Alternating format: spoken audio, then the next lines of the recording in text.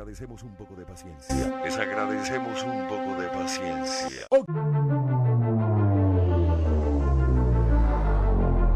Bueno, y habíamos dicho que se había acabado la temporada, pero es que Petro y el gobierno nacional y Bogotá nos da para hablar mucho más, así que decidimos hacer una entrega especial con dos invitados muy especiales que traemos el día de hoy. Ya se los voy a presentar. Ya saben que si ustedes apoyan de una u otra manera el centro, la derecha, la extrema derecha, los libertarios, el conservador, este es un podcast para ustedes y tienen que hacerlo visible. Esto es un esfuerzo que hacemos entre un grupo, un colectivo de generadores de contenido de derecha, de centro derecha, en el que nosotros mismos hacemos esto como un movimiento y queremos que nos sigan apoyando, así que de una vez les digo, por favor, recomienden esto, compartan los shorts, que son los videos cortos, y todo el podcast que es hecho con mucho cariño para ustedes. Bueno, empecemos por las damas. Traemos hoy una hermosa mujer que genera contenido, que apoya a las Fuerzas Armadas, la policía. Es una persona que ustedes la han visto por ahí generando contenido muy bonito. Quiero decirte que es más bonita en persona.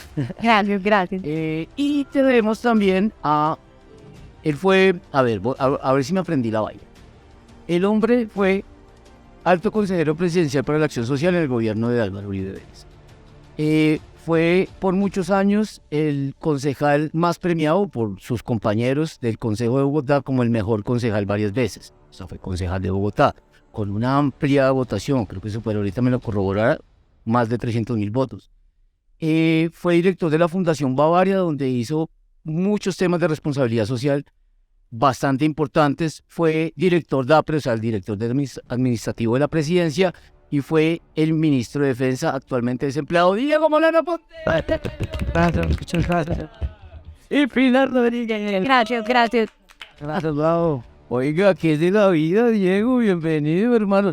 Quiero que sepan que ¿cuántos meses llevábamos, Miguel, tratando de traer a Diego Molano? Uy, desde que terminó, no, yo creo que desde un mes antes de que terminara el periodo de Duque estábamos que tenía que venir. Y bueno, ¿y por qué no podía venir? El hombre tenía bastante responsabilidad. No, las cosas de Dios, viene para el especial navideño de la primera línea, de esas cosas de todas. Yo creo que este especial deberíamos llamarlo como un especial para las fuerzas militares, para la gente derecha que apoya a nuestras instituciones, ¿no cree? Y pues familia. Y sus familias. Muy bien, así es. Diego, bienvenido por la próxima a la derecha, qué honor, hermano. Bueno, no, primero a ustedes muchas gracias en este diciembre por tenernos aquí en este podcast y sobre todo orgulloso y honrado de estar acá con ustedes compartiendo esta visión sobre Bogotá, sobre los problemas de Colombia, sobre lo que están sintiendo los ciudadanos en las calles cuando vamos a comenzar a ver caminando a unos gestores de paz que uno dice, Dios mío, ¿de dónde salí? 100.000, ya nos va a dar tela para cortar. Y Pilar, bienvenida tú también, por Dios, que es este milagro, por fin. Gracias, muchas gracias. Me agradan estos espacios y más a favor de nuestras familias de militares, policías. Eso me encanta. Ojalá hayan más espacios así. Por favor, a compartir estos videos. Bueno, pues empecemos por ahí, Miguel. Vaya, ustedes conocen a Miguel, hace parte de la titular de Por la Próxima a la Derecha. Como muchos generadores de contenido, bienvenidos siempre. Aquí este es su espacio. Ustedes saben que nos estamos uniendo todos en pro pues digamos, de esta batalla cultural que estamos librando. Y empecemos por ahí. Ya Diego puso el tema sobre la mesa y ya es algo importante.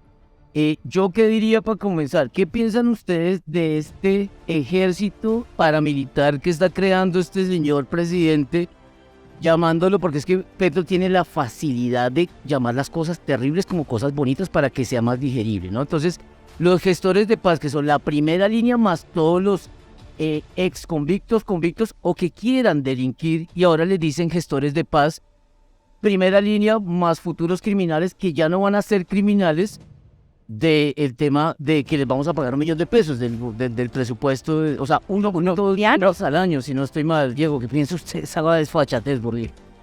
Pues, hombre, Ángel, yo cada vez que pienso en esto, pienso en mi hijo, Juan Felipe, que tiene 20 años. O los hijos de cuántos miembros, hijos de soldados, de policías, de profesores, de trabajadores, que toda la vida le han dicho a sus hijos, hagan las cosas bien, hagan lo correcto. Entonces, hoy lo que estamos viendo es que las futuras generaciones van a tener un ejemplo donde ya no va a ser haz lo correcto, sino si eres pillo, te pagan. Ser pillo paga, lo llamaría yo. Entonces, pues aquí realmente es una gran preocupación. Pero la discusión de fondo es lo que está pasando con ese decreto que realmente siente un precedente perverso para todos los colombianos. Y si voy a decirle en 3 minutos quién es la primera línea, para que usted sepa qué es lo que pasó. Claro, es que este espacio no lo habíamos podido tener porque Diego estaba como ministro y pocas declaraciones podía dar con libertad y con tranquilidad. Pero sí es importante que usted le explique a la audiencia, a los seguidores, a todos los que ven esto, quién es la primera línea, de dónde nace, cómo nace y las consecuencias que dejaron sus actos. Entonces, lo primero, es un respaldo y un reconocimiento a todos los jóvenes de Colombia. Los jóvenes de Colombia son el futuro de Colombia, creemos en ellos, confiamos en ellos y sabemos que hacen las cosas bien siempre. Pero en Colombia hay 13 millones de jóvenes. Hoy, eso quiere decir de 15 a 29 años. Mi hijo es joven, ustedes son muy jóvenes también, de pronto. Ya pasaron por allá. Pero la verdad es que en las manifestaciones que se presentaron en el 2019, en ese noviembre, en las manifestaciones que se presentaron en septiembre del 2020, cuando hubo varias manifestaciones, y en las de abril, salieron a manifestarse muchos jóvenes. Pero uno podría decir, son 13 millones de jóvenes. Salieron a manifestarse muchos, debieron ser cientos de miles. Salieron a manifestarse. ¿Cientos de miles? Sí, hubo miles de jóvenes que salieron, decenas de miles. No, decenas de miles. Yo creo que salieron a manifestarse y eso hay que reconocerlo. Pero salieron a manifestarse pacíficamente y tenían causas. Unos decían, salimos a marchar por el fracking. Los otros decían, salimos a marchar por la educación y matrícula cero y salud. Y ese es un derecho constitucional. Tú puedes salir a marchar y el Estado te tiene que proteger. Pero lo hicieron pacíficamente. Y muchos de ellos después participaron en diálogos que abrió el gobierno y abrieron mesas y de ahí salió la elección de los consejos municipales de juventud. Algunos estuvieron de acuerdo con los resultados que salieron, otros participaron en ese proceso y hoy son consejeros municipales de juventud, pero lo hicieron pacíficamente. Y le voy a decir solo un dato. Entre el 28 de abril del 2021 y el 1 de julio del 2021, cuando fueron las grandes movilizaciones, hubo 15.000 manifestaciones en Colombia. Pacíficas, 15.000. Pacíficas. En 1.700 oportunidades sí hubo violencia, que fue cuando intervino el ESMAD. Pero a esas manifestaciones pacíficas las protegió la policía porque es su deber constitucional. Si tú sales a marchar, el derecho te lo debe garantizar. Y muchos de esos miles de jóvenes salieron a marchar. ¿Y saben dónde están hoy? En su casa, porque no cometieron ningún delito. Y seguramente no lo representa la primera línea, porque ellos lo hicieron pacíficamente y salieron a marchar. Hoy hubo otros cientos de miles de jóvenes que no marcharon ese día, que salieron seguramente a trabajar y luego se fueron a estudiar de noche y fueron afectados por los bloqueos y el paro, porque tuvieron que caminar por horas, porque el Transmilenio resultó parado, porque salieron afectados porque incineraron establecimientos comerciales que pertenecían a sus padres, porque en el Portal de las Américas cerraron las vías. Un joven resultó degollado en esa mañana, en esa noche cuando pusieron una guaya, pero cientos de miles salieron como jóvenes a trabajar, no se manifestaron, estaban en otro. A ellos se les vulneró su derecho y tampoco lo representa la primera línea. ¿Quién es la primera línea que está ahí? Primero son unos cientos. Son pocos pero ruidosos. Sí. Y vándalos. La primera línea es un grupo de vándalos urbanos que tienen conexiones con políticos, con terroristas y con narcotráfico. Esa es la realidad. Evidente. Lo que lo vemos hoy. Esto no es evidente. Claro, entonces esa fue la primera línea. ¿Quiénes están hoy en la cárcel? Miembros de la primera línea de ese grupo que cometieron delitos contra la ley y la Constitución. ¿Qué tipos de delitos cometieron? Hay 313 capturados y judicializados. 113 de ellos fueron judicializados por terrorismo. 23 por homicidio, o sea, significa asesinaron a alguien. ¿Cuántos por homicidio? 23 por homicidio. Los otros por tortura, porque torturaron, alias 19 quería quemar a una persona viva. O torturaron a un policía en el Portal de las Américas, o asesinaron a un oficial como lo que sucedió en Soacha, o acuchillaron en 24 oportunidades a un patrullero y luego lo lanzaron a un río en Cauca, allá cerca al Puente del Comercio. Entonces no son unos angelitos, son personas que... La acción que hubo por acá. Y también hubo unas violaciones y también hubo destrucciones. Destruyeron el 70% de las estaciones de Transmilenio en Bogotá, destruyeron el 60% de las estaciones del Mío, destruyeron un palacio de justicia, claro, no el de Bogotá, pero el de Tuluá, destruyeron la unidad de reacción inmediata de la Fiscalía en Popayán. No estaban haciendo manifestación pacífica, fueron capturados y judicializados porque atentaron contra la Constitución y la ley, destruyeron fiscalías, destruyeron palacios de justicia, atentaron contra los policías. Esos son lo que es la primera línea. Entonces no puede uno decir hoy que esos van a ser los gestores de paz. ¿Cómo así que los gestores de paz quienes destruyen, quienes atentan contra los otros? Mientras que hay millones de jóvenes, algunos que son miles que salieron a marchar y otros que no salieron a marchar. Esto no lo representan. O sea, son los gestores de paz a nombre de los jóvenes. Y preguntémonos por ahí cuántos de esos de la primera línea son jóvenes menores de 29 años. ¿Cuántos son colombianos? 100.000 criminales que les van a, o futuros criminales que les van a dar. Yo quiero extenderme sobre el tema, pero quiero que Pilar me digas tú qué piensas sobre esta situación. O sea, ¿cómo ves tú, cómo ven las mujeres este tema? Y sobre todo desde la policía, tú que estás tan cercana a todas esas instituciones, ¿cómo lo ves? Gracias, pues a mí me parece terrible, me parece un tema preocupante. Uno, porque me parece que el Ejecutivo no puede pasar o usurpar el judicial. ¿A qué me refiero? Que el presidente no puede sacar a estos señores que ya están muchos condenados por estos delitos como terrorismo, que es bastante grave, sacarlos y ponerlos como gestores de paz, porque ese no es un gestor de paz, no le mostraría a la ciudadanía confianza ni buen ejemplo a nuestros jóvenes. Por otro lado, entonces si le van a premiar a todos los que estuvieron inmiscuidos en este tema de las protestas, el estallido social, pero que la verdad no es estallido social, ¿por qué no darles estos beneficios a nuestros policías y no comenzar a destituirlos? Eso me parece un tema muy grave y muy de fondo, y más grave es que tenemos que ver que el Ejecutivo no puede pasar por encima del judicial. ¿En qué país estamos? Miguel, ¿qué piensan ustedes? No, ya me preocupo más. No, pues de escuchar todos estos datos y todo esto, pues creo que es que creo que va a ser un programa interesante porque son datos de primera mano, datos que creo que los colombianos quieren saber. Para los que nos dicen que nosotros mentimos, hoy trajimos la fuente y no cualquier fuente. Pero también echándole números esta mañana me dio curiosidad cuánto era 1.2 billones de pesos. 2.2 billones de pesos es el 6% de la reforma tributaria de Petro. Si uno asume que todos nosotros pagamos impuestos, normalmente ¿cómo lo pagamos? Pues quiere decir que nosotros en últimas de nuestro salario vamos a dar 6% de todo lo que nos ganamos en el año para sostener a estos vándalos de la primera línea. Entonces yo le digo de pesos para que no roben más. Yo le digo a los jóvenes, esos son 60.000 pesos, más o menos 60.000 pesos.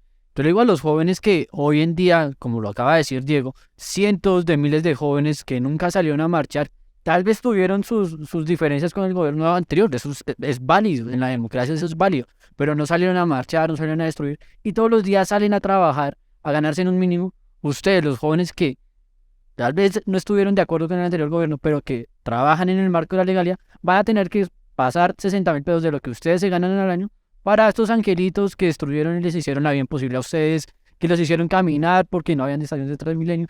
Es un tema delicado. Y pues la separación de poderes, que es un tema bastante delicado.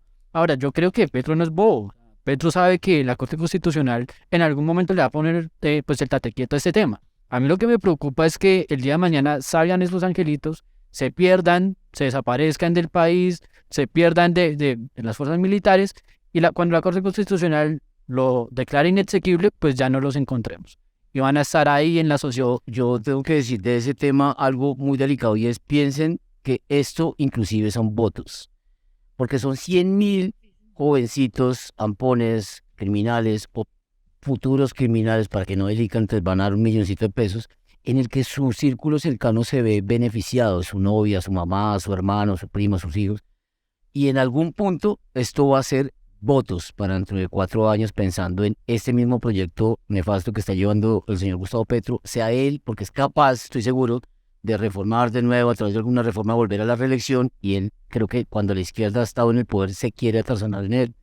Son votos, y por lo menos son unos 300.000 votos. Entonces ya eso es delicado, están usando nuestro dinero para hacer política, pero espérate, porque tenemos aquí la fuente y yo quiero... Bueno, pero es que quiero meter un comentario ahí, porque son votos, pero es que quiero meter el dedo en la llaga para los jóvenes que votaron por el petrismo. O sea, hoy dándole la vaina a la izquierda, hermano. ¿Y para qué es este canal? Para la gente que no sé. Yo entré a este canal siendo una persona de centro, derecha. Hoy me siento más derecha. Cada capítulo me siento más derecha. Bueno, pero esos jóvenes que representan votos tienen que saber que el mismo Petro les puso trampa ayer. Es que les aprobaron en el Congreso de la República en listas cerradas. ¿En qué listas cerradas va a haber los jóvenes? un liderazgo. Estamos adelantando los temas. No, quiero meter el dedo. Que es el tema que se va a hablar ahorita, pero yo quiero que la persona que fue, digamos que uno de los protagonistas de la célebre frase que en redes sociales se hizo viral es: Pensé que nos están matando. Nos estaban matando, Diego, ustedes del Ministerio de Defensa. Por supuesto que no, hay nadie dio la orden de disparar contra nadie. Aquí lo único que hubo fue una orden de restablecer el orden allí donde se generó violencia. Pero la gran discusión es esta. Entonces uno dice, bueno, los de la primera línea, ¿cuál es la ley que van a utilizar para convertirlos en gestores de paz? Solo hay una ley, la ley de orden público, que utilizaron varios presidentes anteriores. Esa ley viene de 1997. Esa ley establece, por ejemplo, lo de los gestores de paz. Pero para ser gestor de paz con esa ley, usted debe pertenecer a un grupo armado organizado. Entonces, van a utilizar esa ley para esos gestores de paz. O sea que la primera línea es un grupo armado organizado. Esa es una pregunta de fondo. Entonces, hace 1 año y medio dijimos que la primera línea tenía relaciones con el ELN. O sea, ¿cómo se les ocurre? Bueno, entonces van a utilizar ese argumento, y sí lo había. Mire, en Cali capturamos un tipo que se llama alias Lerma. Tenía armas, tenía granadas, tenía plata y estaba financiando actividades de la primera línea en Cali. En los computadores de alias Uriel, el único cabecilla que queda en Colombia, y alias Fabián, el último cabecilla que queda en Colombia, porque los demás están en Venezuela, no eran capaces de estar en Colombia, se encontró como ellos decían, hay que apoyar a estos de la primera línea. Y encontramos como ellos formaron unas organizaciones que se llaman JM19 y Escudos Azules, que fueron los que en las ciudades entrenaron a gente de la primera línea en cómo utilizar el casco, cómo combatir y tener los altercados con los del SMAT, cómo utilizar gases lacrimógenos. ¿Usted cree que si usted va a marchar, usted necesita un casco y unos guantes para poder coger los gases lacrimógenos? Usted tiene otra intención, es otra intención cuando usted sale en ese proceso. Por eso, entonces, si van a utilizar eso, es que son miembros de grupos armados organizados del ELN, primera pregunta. Segundo, estamos en una democracia. Entonces, en esa democracia, hace 15 días presentaron el mismo artículo para que se incluyera en la ley de orden público, sacar a los miembros de la primera línea, y el Congreso, incluyendo la coalición de gobierno, retiraron ese artículo. Entonces, si ese artículo ya no está en la ley, ahora que también se van a burlar lo que dijo el Congreso de que no podían utilizar la primera línea, entonces les queda solo un argumento, que es uno que metieron ahí, como reforzado, diciendo que pertenecen a una organización humanitaria y que puede eso, de acuerdo con eso, ser vocero. Entonces la primera línea es una organización humanitaria y que puede ser vocera frente a todos los otros. Digamos, ¿qué acciones humanitarias ha desarrollado la primera línea en Colombia durante estas manifestaciones? Entonces, digamos, no se pueden burlar Vacunar. de una policía ¿Y ese país? no se pueden burlar del Congreso que pidió no incluir ese artículo, y no se pueden burlar de todos los otros colombianos que, como lo dice Miguel, todos los días salen a trabajar a hacer las cosas bien. Eso no puede ser. Le echan izquierda a estos subsidios, pero si le fueran a dar un incentivo, porque no se lo damos a madres cabezas de familia, a mujeres y jóvenes, jovencitas y jóvenes que quieren subir y quieren estudiar, pero darle un dinero a estos que son abiertamente, básicamente, ampones, porque no es por estigmatizar, porque ver caras, a veces vemos caras de personas que pueden tener sus rasguitos fuertes, pero es que se les nota por encima de dónde vienen y lo que hacen. Eso no es algo que estigmatice. Yo quiero preguntarte, Pilo, que estás muy cerca a las familias de los policías, porque es que se habló aquí en estas manifestaciones que nos están matando, pero ojo, y los policías y las familias de los policías que fueron víctimas y el mismo ejército, ¿qué? Sí, a mí me parece una burla para las víctimas de estos mal llamados primera línea, que son guerrillas urbanas, porque a muchas familias de nuestros policías en los corregimientos y en los pueblos pequeños, estos mismos llegaban a las casas a perseguir. El caso de una esposa que estaba con sus 2 hijos bañándose y le tocó salir corriendo porque llegaron a romperle los vidrios. Y no solo las familias que se sentían amenazadas porque ya no podían salir a la calle, y sabían que ahí vivía un policía, a esa casa le caían encima, sino a nuestros policías que tuvieron tanta violencia y que simplemente tenían que estar ahí respaldando su país y dando seguridad. ¿Qué pasa? Voy a decirle un dato para que usted lo sepa, porque digamos, en esas manifestaciones, si se cumple que la manifestación es pacífica, porque así lo establece la Constitución, que se debe garantizar, pues, así debe ser, pero hubo violencia. 1.400 policías resultaron heridos y 1.000 500 jóvenes, los dos. O sea, uno aquí tiene que hablar de los dos, todos resultaron heridos, pero ninguno dio resultar herido, ni los jóvenes lastimados, ni los policías, ninguno. ¿Por qué se origina eso? Porque hubo violencia. Y entonces hubo afectaciones tanto a los policías como a los jóvenes que participaron en eso, ninguno debió estar. Pero ¿quién originó la violencia? Las acciones de la primera línea. Entonces, aquí la sociedad colombiana tiene que entender oiga, si usted se va a manifestar pacíficamente, todo el respaldo, pero si se cometió una acción, un delito, y eso, por ejemplo, es un homicidio. Entonces, usted dice ahorita, listo, los de la primera línea pueden salir por homicidio, pero porque son de la primera línea, y entonces, ¿sabe cuántos asesinatos se cometen al año en Colombia? Exacto. 13.000. Y suponga que cada uno de esos asesinatos tiene detrás un solo tipo. Bueno, suponga que la mitad, porque desafortunadamente son reincidentes y todo. Entonces, el resto de homicidios que están en las cárceles a partir de la próxima semana decir, perdón, yo quiero, ¿me van a pagar a mí porque yo quiero ser gestor de paz? Yo también fui. ¿Cuál es la diferencia entre...? No, no le creo. Bueno, yo le creo. Es que se vuelve un poquito como la época en la que te volvías guerrillero para un afuer de paz o una autodefensa. Lo hemos visto, lo hemos visto. Y no Pero, sé qué va a pasar con los derechos de las víctimas.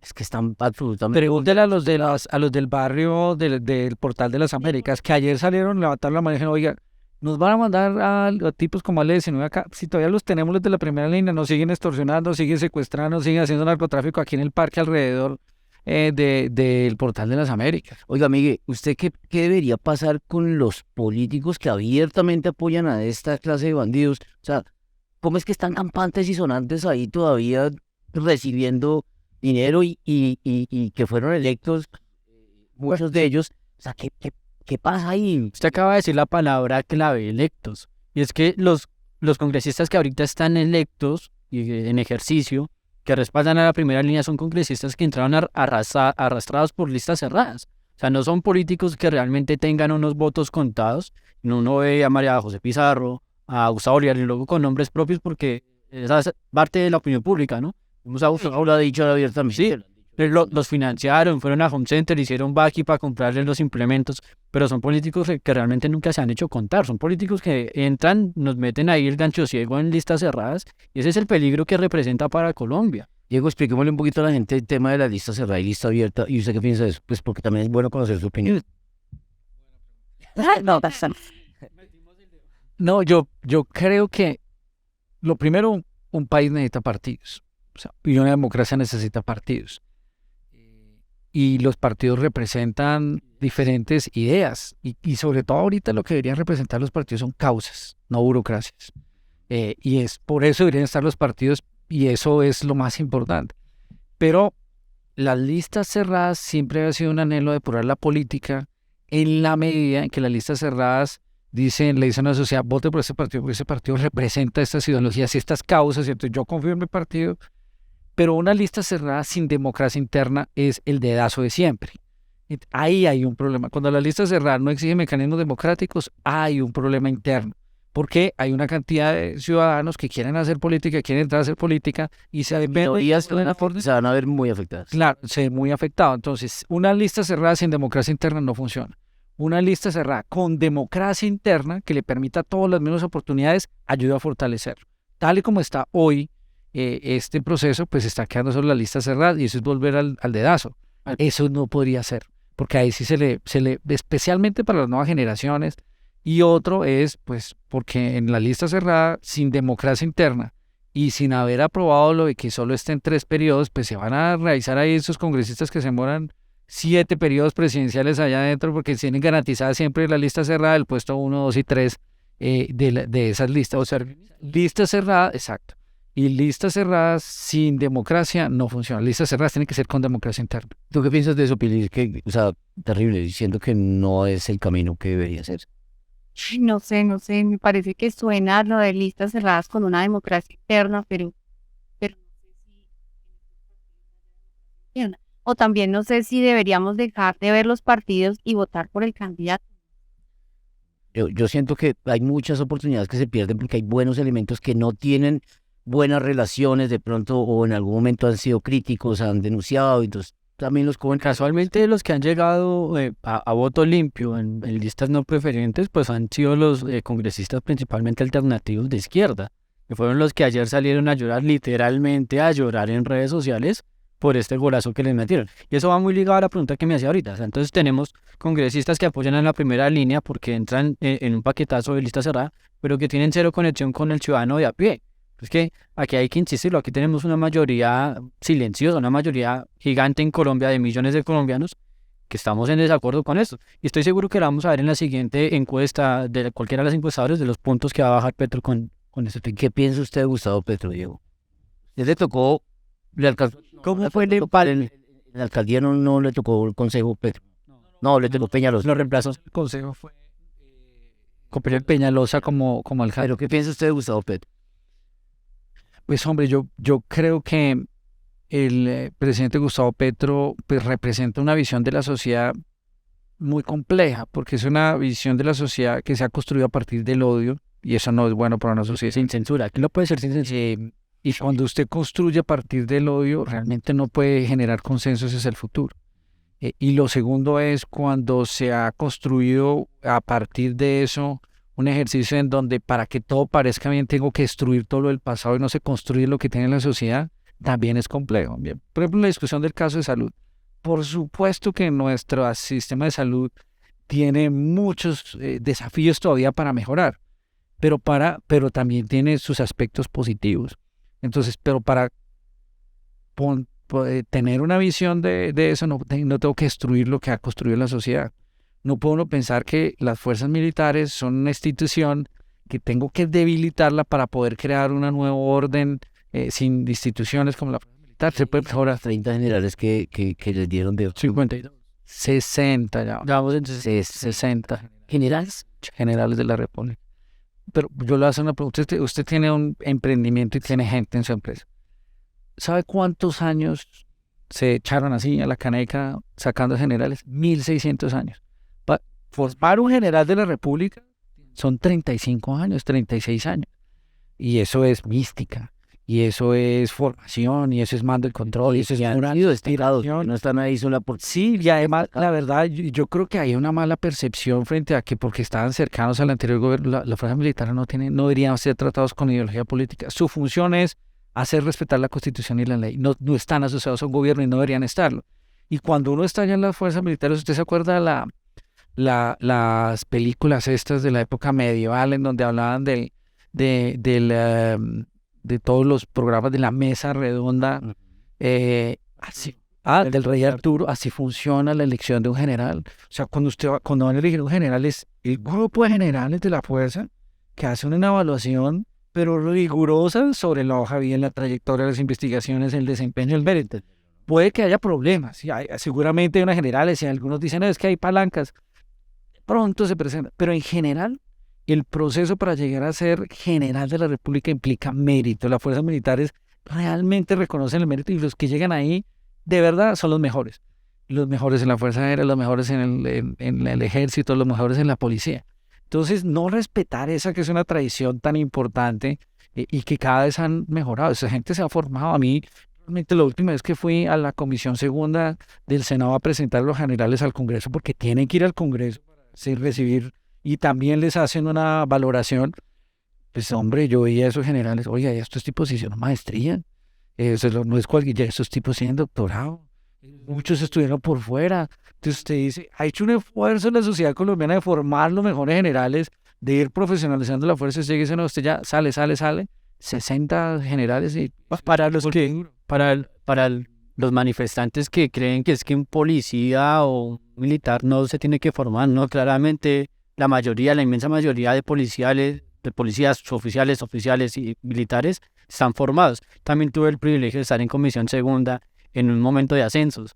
Uno se encuentra, como lo dice, generales con doctorados, que uno dice, ¿en qué momento estuvieron en el ejército y en qué momento se fueron a hacer un doctorado de 4 o 5 años? Eso para decirle, con una grande fe, mi papá fue militar. Sí. Y mi papá quería estudiar. ¿Usted estudió en colegio militar, no? Yo estudié en un colegio oficial, el colegio oficial que tiene las fuerzas militares para los hijos de oficiales suboficiales, el Patria. Se llama el Colegio Patria. Pero a mi papá, superior le dijo, no, ¿usted cómo así que quiere ser profesor? Usted tiene que ser militar, no los dejaban estudiar. Eso cambió. Eso fue en el 1960, más o menos, que él estaba ya graduándose allá de la fuerza. 1970 realmente. Eso cambió. Hoy tenemos unas fuerzas más profesionales y el país ha hecho un esfuerzo inmenso porque no solo con impuestos, con más recursos, para formarlos, profesionalizarlos. Eso no se puede echar por la borda así como así. Excuse me. Pero es que que se habla, Miguel, no. Es que teniendo algo hay que sacar, hay que mojar la palabra y que saque la palabra. Pero es que también me da paso para una pequeña propaganda mía, personal. Pero es que habla de algo, Por favor. pero es que habla de algo que está mal visto, es lo que lo dice Diego, o sea, está mal visto, entonces que porque estaban ligados al gobierno anterior, entonces hay que sacarlos. La propaganda viene acá. Mañana, hoy sale un artículo en la revista de Acore, un artículo que escribí, que habla precisamente de eso. Nuestras fuerzas militares, a través de los 200 años que tenemos como vía republicana, han demostrado que son unas fuerzas militares muy diferentes a las de todo el continente. Mientras, y les pongo un ejemplo, mientras que Simón Bolívar quería proclamarse dictador, así formalmente en la Constitución de Cundinamarca, nuestras fuerzas militares en cabeza de personas civilistas como Francisco de Pablo Santander, nos proponían unas fuerzas militares más profesionales. Producto es que nosotros durante toda nuestra vida republicana no hemos tenido un golpe militar, a pesar de que por ahí en algunos círculos se debata lo de Rojas Pinilla, pero jamás en nuestra historia republicana en 200 años hemos tenido un golpe militar, a diferencia de todos nuestros vecinos de Latinoamérica.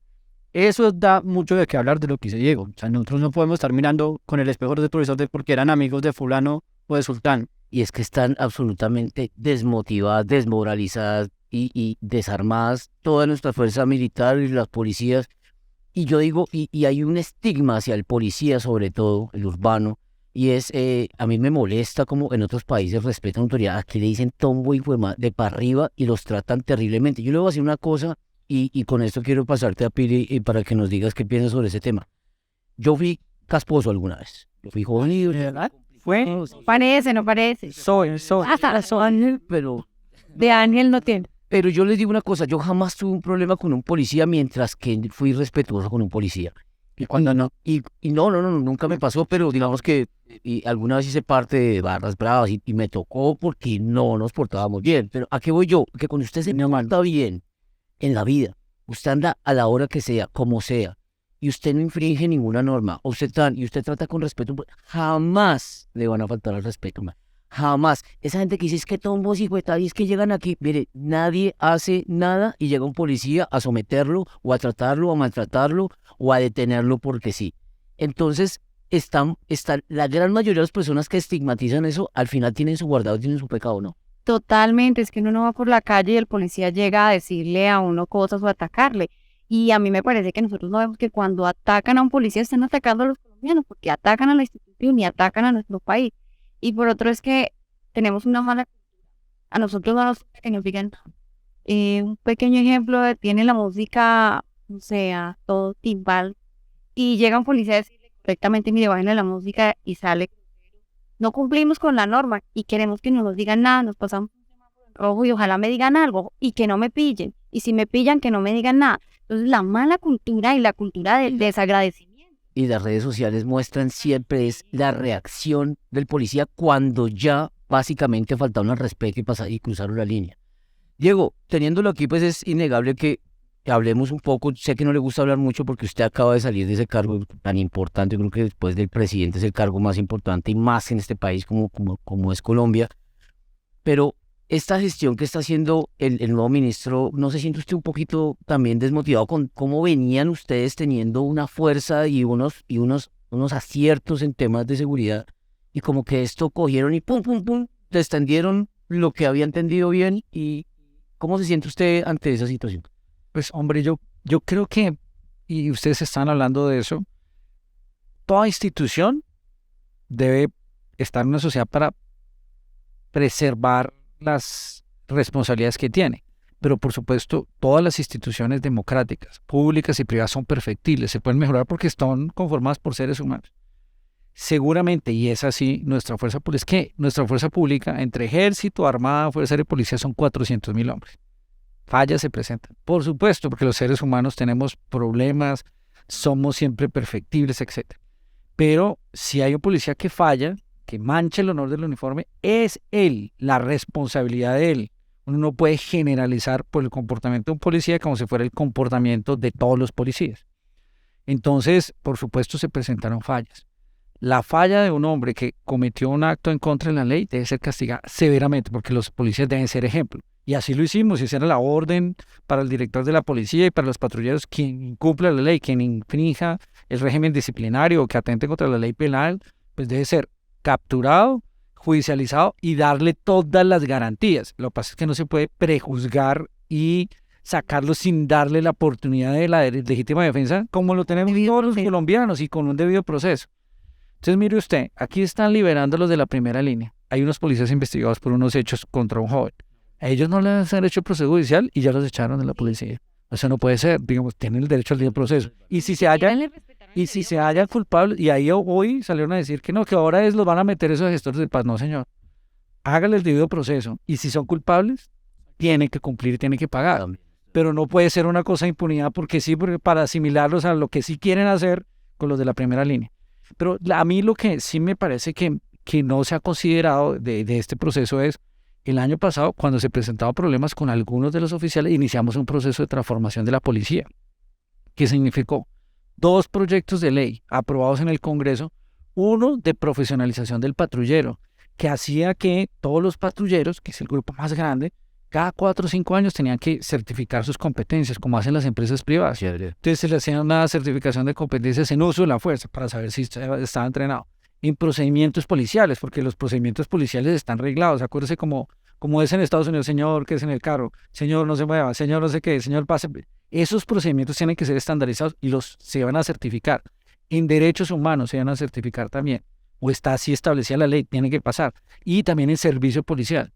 Si usted cumple, pasa, asciende y lo remuneran mejor.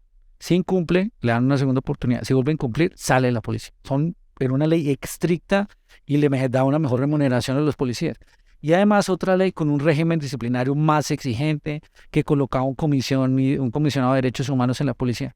Hoy eso pareciera que no fuera una realidad porque eso servía para mejorar la policía. Entonces hoy están sacando a los policías, quieren pasar a la policía por el Ministerio del Interior, le bajaron el presupuesto, le sacaron a los generales. Este proceso de transformación lo aprobó toda Colombia.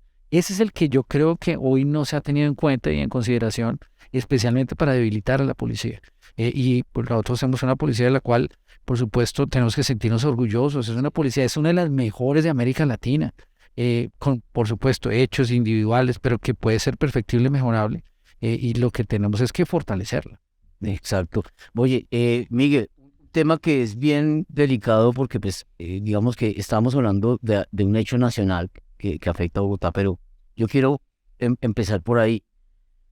Esta gestión de la alcaldía de Claudia López, ya para pasar a un tema mucho más que tenemos a Diego, que fue concejal y conoce muy bien la ciudad y me consta porque lo he visto, cómo conoce localidades, nombres y es capaz de decirle barrio por localidad y todo. Pero esta gestión que está haciendo Claudia López, yo siento que casi que es indefendible, ¿no? O sea, usted que percibe a la gente, que habla con muchas personas, sus seguidores, bastante viral, veo Miguel. ¿Cómo ve la gente la gestión de Claudia López? Creo que la mayoría, los que no votamos por Claudia López no lo esperábamos, pero el votante de Claudia López está decepcionado. Ahora bien, yo no sé si decepcionarme o no, porque es que finalmente yo voté por alguien que representaba más las ideas del anterior alcalde de Peñalosa, porque creo que iba por el buen camino.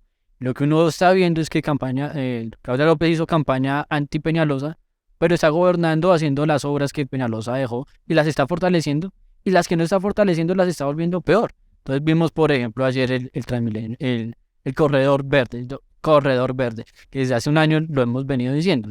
El mismo proyecto de troncal séptima que dejó Peñalosa, pero lo empeoró. Lo empeoró para mal porque ahora todos los ciudadanos del corredor oriental de Bogotá no van a tener su vía de acceso. El Codito, San Cristóbal, La Mariposa, todos saben que no va a tener una vía de acceso para entrar a esos barrios.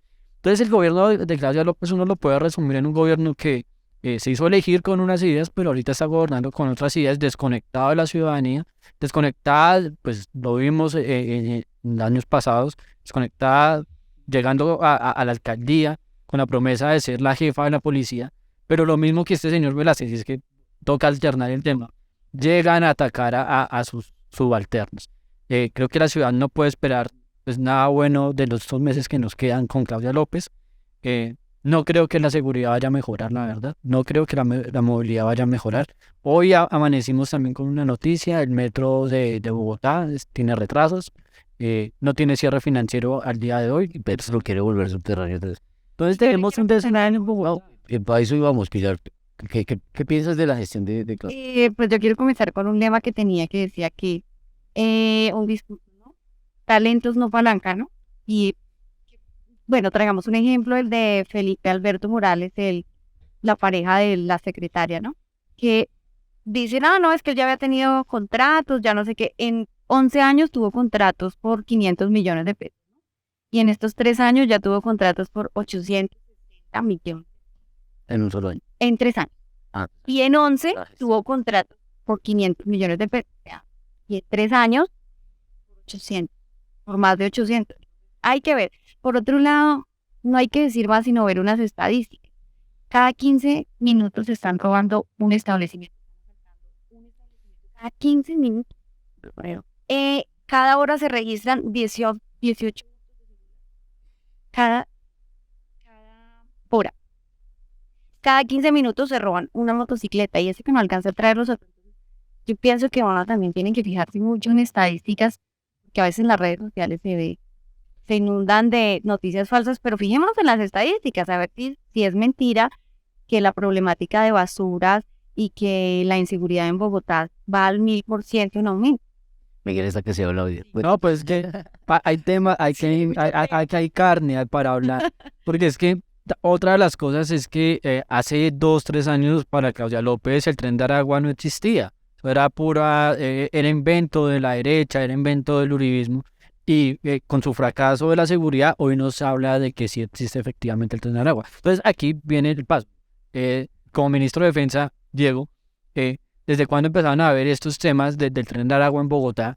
¿Y cuál es su percepción? ¿Por qué no se atacó este problema desde a tiempo, a raíz en Bogotá?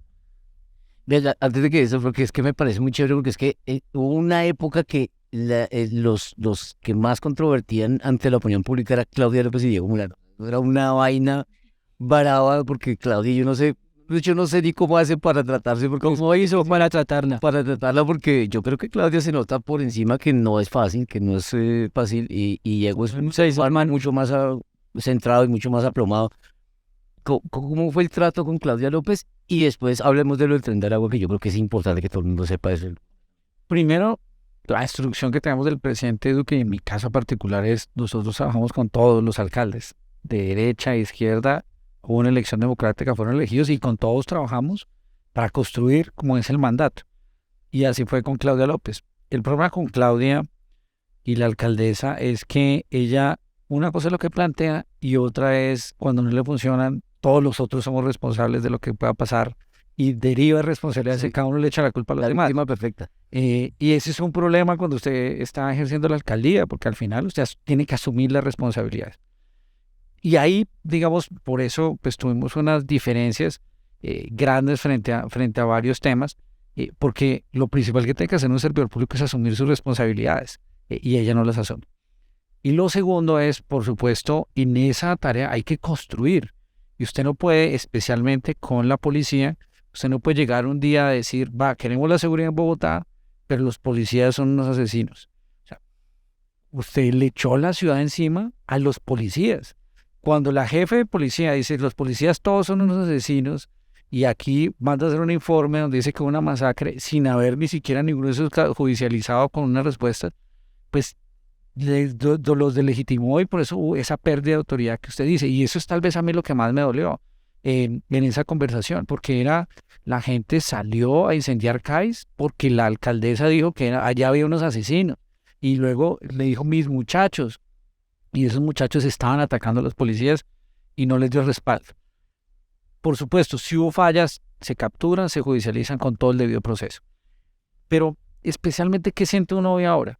Y es que Bogotá está llena de miedo. Bogotá hoy no es una segura, la gente se siente insegura, tiene miedo y tiene un sentimiento de abandono muy grande. Bogotá ya no estamos viviendo tranquilos. y lo voy a decir, no estamos viendo tranquilos porque hoy hay más nivel de violencia, porque hay sicariato y uso de arma de fuego mayor. No estamos viendo tranquilos en el Transmilenio, porque hoy hay incremento de hurtos en el Transmilenio y uno ve esas figuras dantescas de un chorro de sangre en un asiento de Transmilenio o que violan a una joven en una estación de Transmilenio. Entonces, esas son las realidades. ¿Han mejorado algunas cifras? Sí, y que se ha disminuido, en que hoy hay más violencia intrafamiliar en Bogotá, hoy más atracos y sicariato, debido mucho al tema del microtráfico. Pero si usted no respalda a sus policías, si se no da apoyo en las policías, pues usted va a enfrentar ese tipo de delitos con temas muy complejos. Nosotros incrementamos el pie de fuerza, cumplimos en el gobierno nacional, en lo que nos correspondía para más pie de fuerza, se creó la Policía Metropolitana en la Sabana, se mejoró la Policía de Soacha para generar esa interacción. Pero si usted no ve el respaldo y el apoyo a la policía, pues usted va a ver, eso va a tener unos efectos en seguridad. Por otro lado, lo que está sucediendo es que ese sentimiento de abandono también está en la movilidad. Hoy usted no se siente tranquilo en el carro, hoy no se siente tranquilo en la moto, no se siente tranquilo en la bicicleta y mucho menos se siente tranquilo en la movilidad. Y han tomado decisiones muy complejas. Uno antes veía unos celadores con unos caninos cuidando las entradas y las salidas de Transmilenio.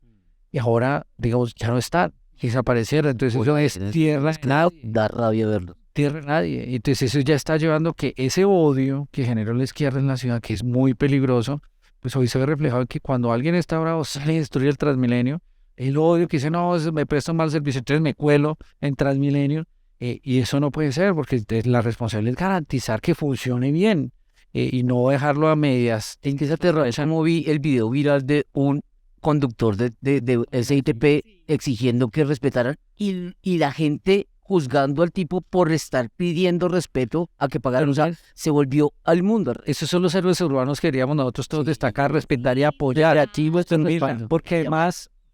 Porque además hay una mayoría silenciosa que está hoy calladita en Bogotá y no quiere hablar, porque si habla duro, lo atacan los otros. Si usted dice, oiga, no se cuele, se le vienen encima y se siente agredido.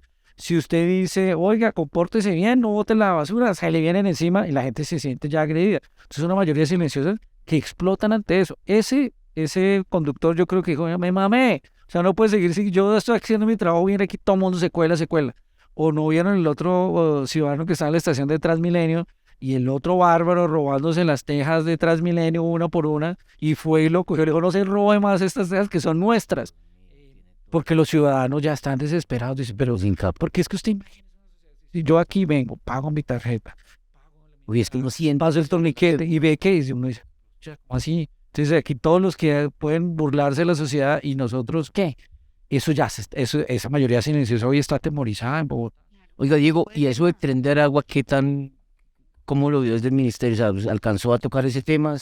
Cuando nosotros hicimos las primeras valoraciones del Tren de Aragua, estaban pasando dos cosas. Uno, no había información de que el Tren de Aragua estuviera en Bogotá, eso comenzó a cambiar. Una orden desde Venezuela, especialmente desde la cárcel de Venezuela, y unas personas del Tren de Aragua llegaron acá y lo que comenzaron a hacer fue franquicias del Tren de Aragua. Entonces comenzaron a nombrar franquicias, a tomar grupos de microtráfico y narcotráfico y operan desde Venezuela, desde las cárceles de Venezuela. Pero entonces la pregunta es, si eso es así, bueno, no tenemos ahora la mejor relación con Maduro, exíjale a Maduro que pare eso, de esas cosas que están pasando en las cárceles que afectan a los colombianos. Pero si es que Pero eso debería ser lo mínimo para que se restablezcan las relaciones. Ah, bueno, listo, queremos que no sigan los ataques acá, pues díganle a los del ELN y a la FARC que están allá que paren esos ataques, o que paren y que sigan con el negocio del narcotráfico, pero entregar las relaciones con Maduro sabiendo que desde allá se están generando los principales de violencia en Bogotá, con órdenes que sean de las cárceles desde allá, no puede ser. Dios mío, Pili, ¿tú cómo ves el tema de la, o sea, de la falta de autoridad en la ciudad? Yo siento que es evidente. Yo voy a contar una vaina personal muy pequeña. Yo salí de mi apartamento donde estaba, que yo vivía en el sector de Suba, eso se llama, ya se me olvidó el nombre del barrio. Bueno, el caso es en una montaña y cerca me quedaba un barrio popular al que yo iba gustoso y feliz a mercado y todo, porque los precios son muy buenos y demás. Pero a mí me sacó literal un vendedor de aguacates con un parlante a todo pulmón que no te dejaba en paz el resto del día. Y no hubo policía, no hubo, o sea, la gente hace lo que se le da la gana aquí, se parquean de que ponen el parlante todo, y nadie les puede decir nada.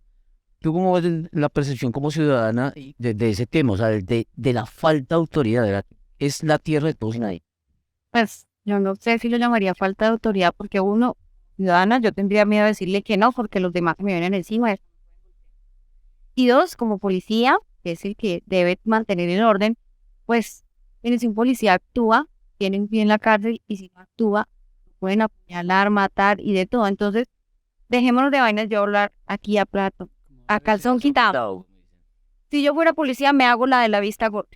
Y da tenaz decir yo esto, porque ya ven mis videos, pero yo me haría la de la vista gorda porque es que se han visto cientos, miles de casos que si el policía actúa, la ciudadanía se le va encima, se pone nervioso, algo pasa, no sé, y entonces después termina con un pie en la cárcel, teniendo que con su sueldo tan bajito tener que contratar a un abogado. Pues yo me hago la que no veo. Oiga, Miguel, porque yo recuerdo, por lo que alcanzo a recordar, y creo que Diego como concejal lo vivió, es cuando estaba Peñalosa, eso no pasaba tanto, o sea, había un orden, ¿no? O sea, pese a que el hombre tiene una cierta imagen negativa, o sea, un orden en el tema de los vendedores ambulantes y el tema de la autoridad. Bueno, yo creo que no trata solamente del hombre, o sea, lo dijo Diego ahorita, o sea, si el burgomaestre, si el encargado no da ejemplo y le dice al resto de los ciudadanos que el policía es una cosa o es otra cosa, pues ahí apague y vámonos. Esto no solamente lo vimos con Peñalosa, también con Mocus, en la cultura ciudadana, el ciudadano respetando el ciudadano respetando al policía, y con Peñalosa igual, o sea, es que uno no puede pretender tener una empresa de cualquier cosa, de agua, y decir que sus empleados contaminan el agua. O sea, no tiene sentido. Lo mismo, uno no puede pretender ser la primera autoridad policial que le da la Constitución, es la primera autoridad policial de una ciudad, y decir que sus policías son matones. Eso no tiene ningún sentido y genera pues eso en la ciudadanía. Miguel y Pili, les propongo algo. Vamos a aprovechar que tenemos a Diego aquí y ya quedan unos pocos minutos para preguntas cortas, respuestas cortas, porque son muchos temas. Nos encantaría tener a Diego aquí, pero por su tiempo también. ¿Cómo va la vida de desempleado? ¿Bien? Muy bien, vamos haciendo muchos famipuntos. En mi casa ya están desesperados, ¿ah? Estamos emprendiendo, claro. Hay que votar por gente que administre nuestras ciudades o nuestros países, pero que haya tenido un emprendimiento, porque es que no han manejado sino toda la vida. Que hayan generado un empleo. Entonces, usted sabe, todos los microempresarios, los empresarios que es generar un empleo y la responsabilidad de pagar cada mes una nómina cuando dependen las familias de uno. Y que se le note el amor por su ciudad y su país, ¿no? Que se le note en hechos, no en palabras. Pregunta para Diego, por favor. ¿Cuál sería una? ¿Sabes qué valdría la pena hacer en Bogotá? Una cosa muy rápida. Deberíamos rápidamente Bogotá va a tener la Transmilenio por la 68 metros, no sé qué. Bogotá debería crear la Policía Metropolitana en la Movilidad. Una policía que cuide el Transmilenio, que cuide el metro, que cuide las motos, que cuide las bicicletas, que cuide los que caminan en Bogotá. Eso es un tema que hay que hacer, lo tienen los grandes capitales del mundo. Miguel Corcho. Y ahí tendría otra pregunta yo tendría otra pregunta ahí. ¿Cómo van a hacer para que se incorpore más policías y la gente ya no quiere ser? Ahí sí hay un problema muy complejo, porque este gobierno dice, listo, se acaba el servicio militar obligatorio, ¿cierto? Vamos a hacer servicio social. Se les olvida que en el servicio militar obligatorio están los auxiliares de policía. En Bogotá pueden haber 4.000 auxiliares de policía. Entonces, ¿qué vamos a hacer? Los auxiliares de policía cumplen una función, ayudan a cuidar Transmilenio, ayudan a cumplir el parque. Entonces, ¿qué vamos a hacer para vincularlos? Hay que motivar a los jóvenes para que entren, y el servicio militar también es una buena oportunidad. Pero, por ejemplo, ¿yo qué haría? Yo haría un incentivo desde la alcaldía para que la gente se vincule a la fuerza pública. Nosotros le propusimos a los alcaldes, cuando era ministro, dijimos hagamos una cosa. El distrito o las ciudades paguen por incorporar unos patrulleros que sean de la ciudad y se queden cuidando su ciudad. Y lo paga el distrito, por supuesto, a órdenes de la policía, al jefe de la Policía Metropolitana, pero que se queden en la ciudad y le mete plata para tener más pie de fuerza. Mientras que Miguel sigue pensando su profe. No, yo quiero preguntarle algo que yo dije que usted iba a estar en Foro de Líder, y un tuitero me dijo, pregúntele a Diego por qué, como ministro, como alcaldes, como jefes, como comandantes, si saben dónde están los grupos criminales del microtráfico, ¿por qué no llegan allá a atacarlo? Y yo sé que usted hizo muchas cosas y quiero que lo cuente. Pero ¿por qué no pasa eso? O sea, si todos en el barrio saben, menos la policía, dónde están los pillos. ¿Por qué no pasa nada ahí? Oye, pero usted me hace una pregunta muy interesante. Yo era concejal, entonces yo voy a recorrer los barrios de la ciudad. La gente decía, mire que ahí están las ollas y no se hace nada. Mire que no sé qué. Pucha, tengo que hacer alguna vaina. Entonces llegué de ministro y le dije al director de la Policía General del barrio, en general, vamos a montar el plan 100 contra el microtráfico. Vamos a coger 100 ollas derribadas en un trimestre. 100 ollas. Olla, vaya capítulo de la gente. y hicimos una tarea de encontrar ollas y luego derribamos las 300 ollas y hicimos el plan 1000 y en eso estábamos avanzando. Y el plan 1000 decía 3 cosas. 1, hay que derribar la olla. 2, hay que capturar al jíbaro. 3, hay que capturar la organización. Y lo que hicimos además fue llegar con el ICBF y llegar con el SENA a esos barrios para que se hicieran programas sociales después de que se derribaba la olla. Y yo creo que eso hay que hacerlo así. ¿Por qué no se derriba? Por voluntad política. Es que el alcalde tiene que ponerle en la mano de decir, vamos a derribar la olla de microtráfico. Por supuesto, se presentan problemas, es que esto se mueve mucho, eso ha cambiado. Entonces, por ejemplo, ¿qué descubrimos con las ollas de microtráfico? Hoy ya no hay tanta olla física, hoy la olla es virtual. Están comercializando por grupos de WhatsApp, están comercializando por redes sociales. Comenzamos a derribar ollas virtuales, lo hicimos con la digital. En eso hay que meterle, pero hay que estar ahí con una prioridad, trabajando muy fuerte en eso. Son virtuales. Hoy se mueve más la droga virtualmente en las ciudades y eso hay que controlarlo. Es que en este gobierno ahora les van a dar subsidios. Yo tengo como, ya me ocurrieron como 3 preguntas, Una por lo menos. o 4 por lo menos. No, es que la vez pasada hablábamos de algo, de un episodio que sucedió en su ministerio, que lo van a recordar si no lo ponen aquí en pantalla de pronto. Pero máquinas de guerra. Sí. Entonces, pues ya sabemos todo lo que pasó con esa declaración. Pero lo que muchos ciudadanos no conocen es el contexto de la frase, pero también que viene de parte de alguien que fue el encargado del ICBF en Colombia. ¿Por qué no nos cuenta un poco más de esa experiencia desde el ICBF? Miguel, usted hace una pregunta, y se me por dado esa pregunta Y que es una de las cosas que lo estigmatiza. me hace una reflexión muy grande. ¿De dónde? Primero hay que entender el contexto. Se hace una operación militar y caen unos jóvenes en esa operación militar. Entonces, la primera respuesta que hay que hacer a esto es: los responsables de reclutar menores de edad no son las fuerzas militares, son las FARC, es el ELN que reclutan menores de edad. Paréntesis. ¿Qué se está hablando de eso en la negociación de paz total? No está ni siquiera en la agenda. Yo solo aquí para decir.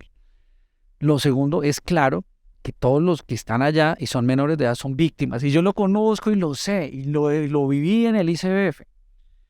Y por eso, en la mención que yo hice, es muy importante, los jóvenes son víctimas. Y yo realmente si en algún momento alguien interpretó que máquinas de guerra era para revictimizar a los jóvenes, de ninguna manera. Si eso, digamos, afectó la conciencia de gente, por supuesto que no. Yo conozco cómo los convierten, cómo son víctimas los menores de edad.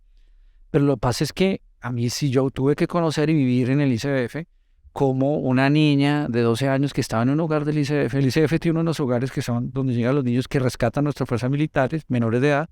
Y uno de ellos estuvo en Villavicencio. A mí me gustaba ir a esos sitios a hablar con los jóvenes. Y esa joven me contó, me reclutaron a los 12 años. A los 13 me violaron. A los 14 me obligaron a abortar. A los 15 me pusieron un morral con partes desmembradas de un cuerpo humano y me obligaron a caminar con eso por tiempo y luego le enseñaban a dispararle a los soldados. Eso me lo contó una niña.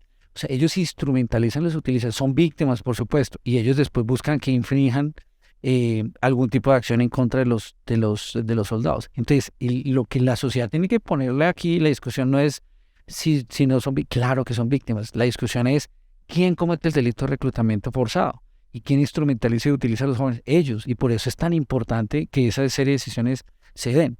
Y mucho más se da uno cuenta del tipo de atrocidades que cometen para hacerlos, instrumentalizarlos. Lo dijo Martín Sombra en eso ya hace 8 días en la JEP. O sea, todo lo que hacían para instrumentalizar a esos jóvenes. Entonces, la pregunta de fondo de esto es, a mí digamos, si alguien malinterpreta esa frase que utilicé, pues por supuesto, de ninguna manera es para revictimizar a los jóvenes. Lo que sí es una reflexión es quién son los responsables de instrumentalizar a esos jóvenes. Y son ellos, y son los que utilizan todo tipo de prácticas, como los describió Martín Sombra, desde canibalismo hasta otra actividad, para poder que infrinjan ellos dolor a los soldados o afecten a los demás. Eso es muy importante por una reflexión. Pero con un último punto, es que eso es lo que más duele. Dan ese debate público, hacen debate en el Congreso, y todos aquellos que se rasgan las vestiduras frente a ese tipo de temas, ¿qué han dicho frente al reclutamiento forzado de las FARC? Ni una sentencia de la JEP. Ni una. y hoy están en la paz total y están trayendo nuevamente las disidencias y el tema ni lo menciona, ¿no? Sí, no, Se hacen los bien. Marcos hubiera dicho lo mismo que Martín Sombra y estábamos en un escándalo nacional en este momento. Pero Martín Sombra dijo un montón de atrocidades y cagados. Yo creo que podríamos hacer un documental de 6 horas. Tantos temas con Diego.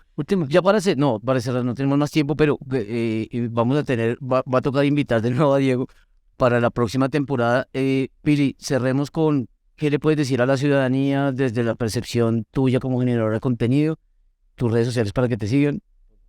Mis redes sociales como Pilar Rodríguez Colombia, estoy en todas las redes sociales y que vamos a tomar conciencia de ahora a quiénes elegimos, tomar conciencia y ya. Miguel. Bueno, como lo hemos venido repitiendo en los últimos episodios, allá afuera hay una mayoría silenciosa de la que usted hace parte y de la que no comparte lo que está haciendo este gobierno. A todos nuestros militares y policías, a propósito de aquí, que nos acompaña Diego, todos nuestros respaldos, sepan que no están solos en esta batalla, resistan, son 3 años, sabemos que las instituciones son muy fuertes y sólidas en Colombia, y nada, pues Diego, que nos encantaría volverlo a tener aquí, que sabemos que es un conocedor muy amplio de temas de Bogotá, no pudimos preguntar muchos temas de Bogotá, Hay muchos temas, pero ojalá en su despedida ahorita en su corto mensaje, nos cuente un poquito de la movilidad sostenible, de lo que usted estaba pensando. bueno, me le encanta meter más tiempo. Diego, un tuitero que se llama Saquín Original pregunta, ¿Bogotá no necesita? ¿Se le ha pasado por la cabeza aspirar a la alcaldía de Bogotá? Creo que para cualquier persona que sea funcionario público y bogotano sería un honor poder servir a los... Yo también quiero ser alcalde de Bogotá. Pero aquí lo importante de esta discusión es que hay que seguir con una voluntad de que todos tengamos amor y pasión por Bogotá, porque lo que no puede seguir siendo es que quedemos atrapados en un odio que generó la izquierda y en un abandono perpetuo para nuestra ciudad. No podemos mantener a Bogotá en un abandono perpetuo, un abandono en las obras, un abandono en la seguridad, un abandono en el aseo de la ciudad, un abandono en las oportunidades que deberían tener especialmente los jóvenes.